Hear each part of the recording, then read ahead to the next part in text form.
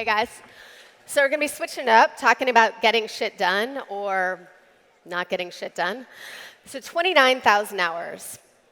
This is how many hours over the course of your entire professional career, so let's say 40, 45 years, that you could potentially spend on email. That's 3.3 years of your life spent on email. How do we get to that number?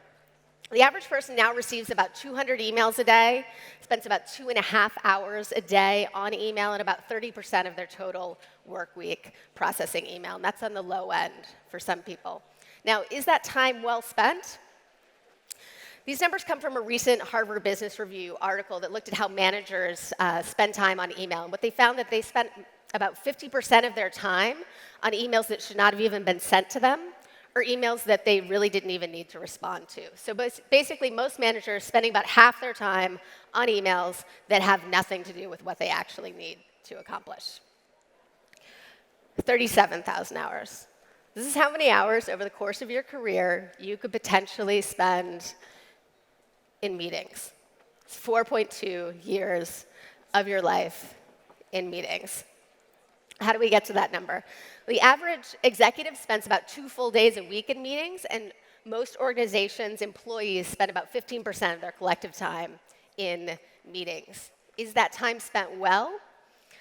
Well, an analysis that looked at how managers felt about the meetings that they attended, they found that about 50% of them rated half the meetings they attended as ineffective or highly ineffective. So maybe that time isn't very well spent. 42,000 hours. It gets worse. This is how many hours you could potentially spend over the course of your career on multitasking. That's almost 5 years of your life spent multitasking. So how do we get to that number? Or is it even useful? This is from David E. Meyer, who's one of the premier researchers of multitasking. He says that even the brief mental blocks created by shifting between tasks can cost up to 40% of your productive time. That's a really big number, 40%, right? And that's because every time that you switch from one task to another task, you pay what researchers call a switching cost, which is typically about 25 minutes. So let's say I'm sitting at my desk, I'm working on creating this PowerPoint presentation. I decide to go quickly check my email and come back. It takes about 25 minutes to get back up to the level of focus and sort of flow that I was at before I quickly checked my email, right? It's a huge cost to pay. So why am I sharing all these really kind of sad, depressing numbers, right? I'm not sharing them just to bum you out. I'm sharing them to make a point, which is that we've gotten very good at making time for busy work, and we've gotten very bad at making time for our best work. I want to talk about, she mentioned at the top, I want to talk about something based, kind of jumping off from this concept of fake news, right? You see it everywhere. Did it sway the election? How do we get it out of our Facebook feeds? This guy, who you hear on the announcements, likes to talk about it a lot. But I think it's really good that we're becoming more conscious of fake news, because I think it's making us more conscious of sort of general quality of this kind of age of distraction that we all live in that is really important to be aware of. And that's that everyone is trolling for your attention all the time, right? We have all these technologies and apps and tools that are constantly trying to kind of capture our attention and hold on to it. But I think there's something that's draining away even more time and energy and attention from us in the workplace, and that's fake productivity. So let's look at some alternative facts about fake productivity. So this idea that busy is better, that more is better, that faster is better, right? And we started to internalize these values, but these aren't really human values, right? These aren't the values that actually drive creativity or that drive innovation or that help us do meaningful work. These are digital values. These are values that we're starting to absorb from the technologies and the apps that we use every day, because technology, right, is accelerating this sort of exponential pace, and we're all kind of trying to keep up. But it creates this tension. And I like to think about this old adage that tools make excellent servants, but very poor masters. And I think we've gotten to this point where we've really let our tools become our masters. And so the upshot of that is that we, rather than wisely investing our time in activities that actually produce real productivity, that produce meaningful work, we're just killing time on a lot of fake productivity, right? On a lot of busy work, on email, social media, things of this nature. Now, there are reasons why we kind of fall into this habit of fake productivity. It's not really because we're weak. It's because the technologists who craft the apps and the tools that we use on a daily basis, some of whom may be in the audience right now, have become very good at tapping into the brain, our brain chemistry, and our behavioral triggers to capture that attention, right? And to hold on to it.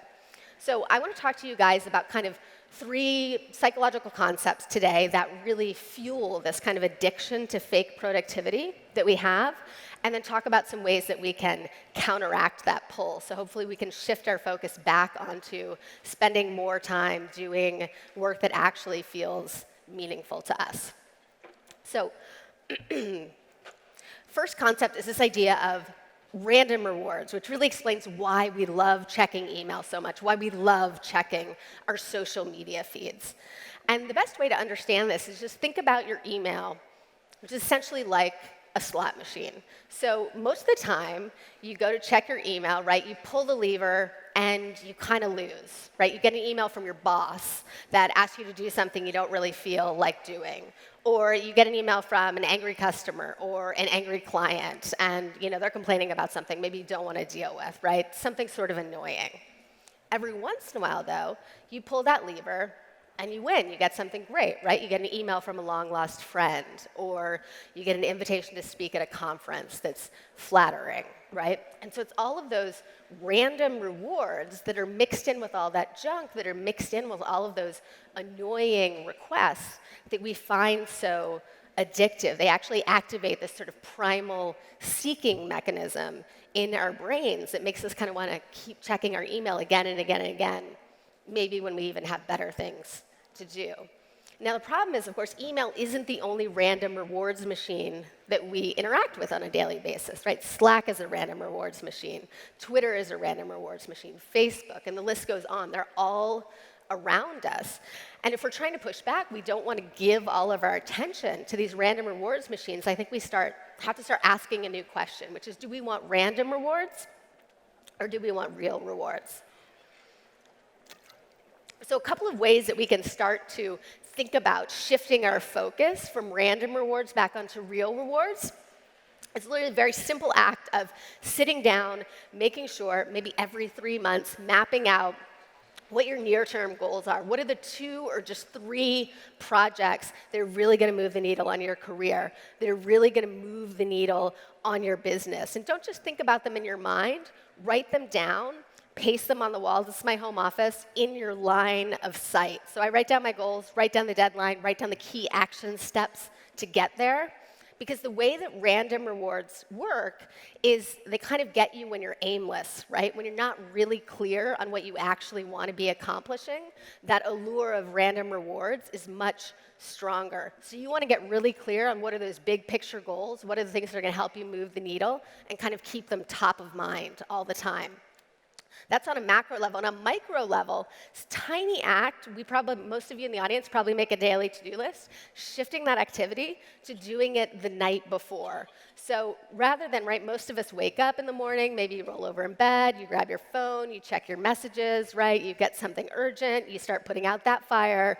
It spins and spins and spins, right? And a couple hours later, like, you look up, and then maybe you start thinking about the things that you really want to do. If you make your to-do list the night before, you wake up extremely focused, extremely clear on what your priorities are for the day, and it becomes much easier to resist or at least prioritize against what you really want to accomplish, all those random requests that you get through coworkers, through email, through phone calls, and so on. So it's a small change, but it's very powerful. Second concept that I want to talk about today is this idea of completion bias, which is really the second piece of why we're so addicted to busy work. So essentially, humans are kind of hardwired to, when we recognize a task as complete, our brains release dopamine, it makes us feel good, and it makes us want to repeat those types of behaviors again and again and again. So we're sort of wired to seek completion. We like to feel a sense of progress. We like to, cross things off the to-do list, to tick things off. That's very addicting for us. And what that means is that we prefer to focus on quick, easy-to-finish tasks versus the more challenging, long-term tasks, which are ultimately going to probably produce more meaning in our lives. So take this idea of completion bias, and if you think about, going back to email, right, our obsession with inbox zero, right? That's basically like the ultimate completion of email. But even as you're checking email, right, you're kind of ticking off those unread messages, getting it lower and lower, and you're getting these like little mini hits of completion. We find that very, very addictive, seeing that progress.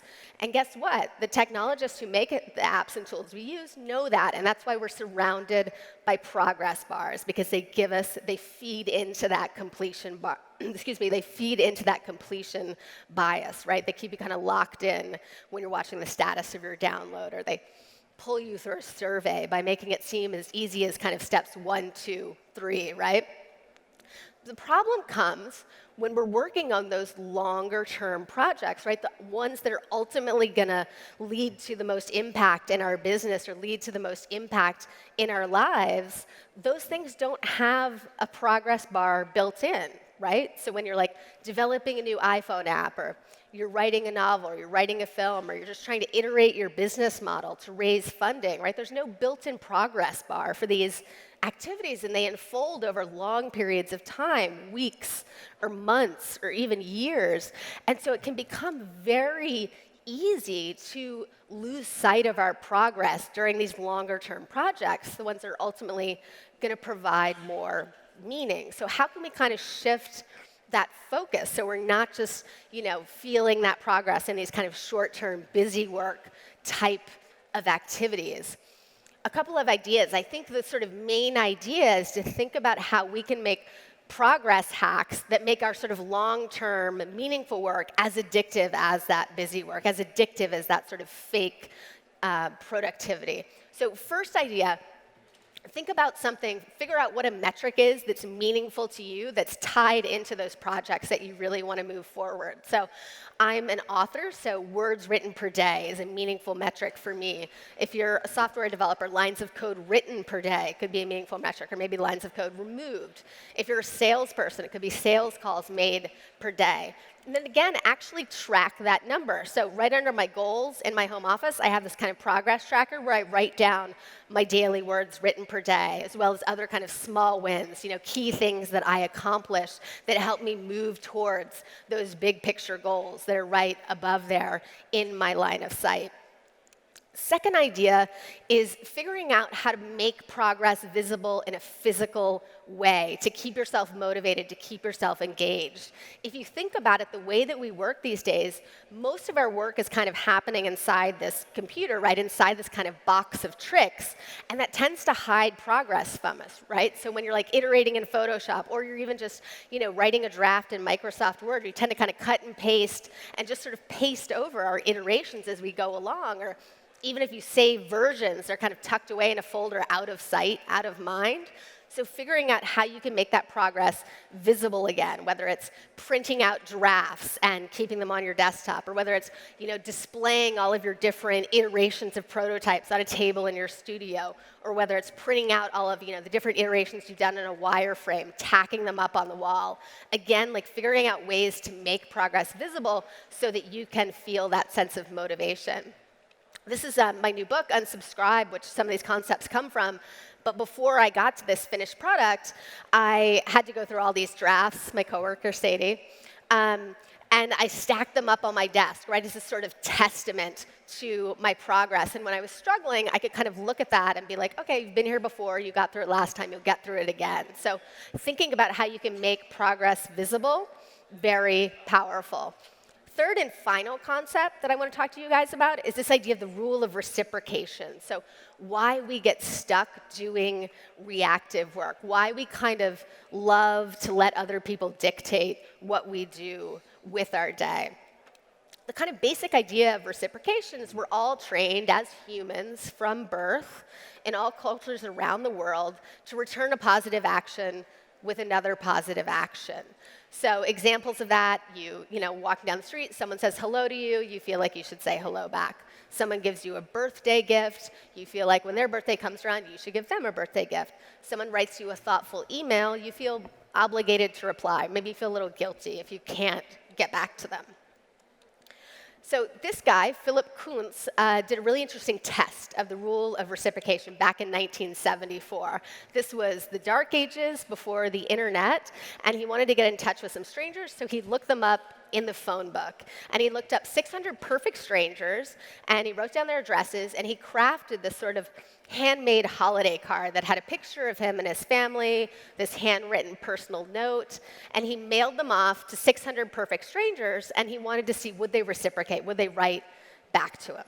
So he sent them out, waited a few days. After about 5 days, some replies started coming in, and then eventually more and more and more. And eventually he got over 200 replies. So about a third of the people, perfect strangers who he'd never met, replied to him. And some of them continued to send him greeting cards for the next 5, 10, or even 15 years, right? So the rule of reciprocation, that feeling, very, very powerful. Now, the problem is, of course, we don't live in 1974 anymore, right? We kind of live in this age of distraction, right? We're now getting, to go back to that first number I started off with, most of us get about 200 emails a day. So when you think about it in that context, this idea of the rule of reciprocation can really kind of start to bite you in the ass, right? Do you want to spend all of your day reciprocating those 200 emails? Are you going to be able to get to the stuff that you really want to do if that's how you use your time? Maybe not, because we really live in this world now where anyone who has access to a smartphone has access to you, right? So if I go meet any of you after this talk, you give me your name, I can hop on Google, 60 seconds, I can probably have your email, I can write you a message, I can show up in your inbox uninvited, and I can ask you to do something for me, right? And this is what we all deal with. That's why we have 200 messages a day, right? Because there's a lot of noise in our inbox. So we have to start kind of taking that into account as we feel this urge to reciprocate. And we have to start maybe making some hard decisions. We have to, I think, become very good at saying no to some opportunities so that we can say yes to our priorities. But how do we become better at saying no? So some actual, very tactical tips on that. This first one, I don't know, my fonts are a little messed up. This looked better before, but anyway. One thing you can do is to shift from saying, I can't do that, to saying, I don't do that. So literally shifting from saying something like, I can't check email on Saturdays, to I don't check email on Saturdays. Or shifting from saying, I can't skip my gym workout, to I don't skip my gym workout. And this comes from a study that was done looking at what would help people stick to the resolutions that they made. And they found that when they shifted the way that they used language to using this sort of I don't skip my gym workout type of phrasing, people were significantly more successful at sticking to those resolutions. And the sort of thinking was that when you say you can't do something, it kind of gives a feeling of like, well, I can't do it right now, but maybe under different circumstances I would. So it's kind of a weak phrasing. Whereas when you say that you don't do something, it gives the feeling of sort of sticking to a hard and fast principle, and it feels a bit more powerful. So, in those particular studies, it was looked at for people talking to themselves internally. But I think it's also useful to think about this type of phrasing for external communications as well, particularly when maybe you're emailing someone and trying to decline a certain request. It's going to be a little bit stronger. That's a very tactical tip. On a higher level, thinking about this idea, this is one of my kind of favorite productivity ideas, the idea of making a stop doing list, right? So we all make to-do lists.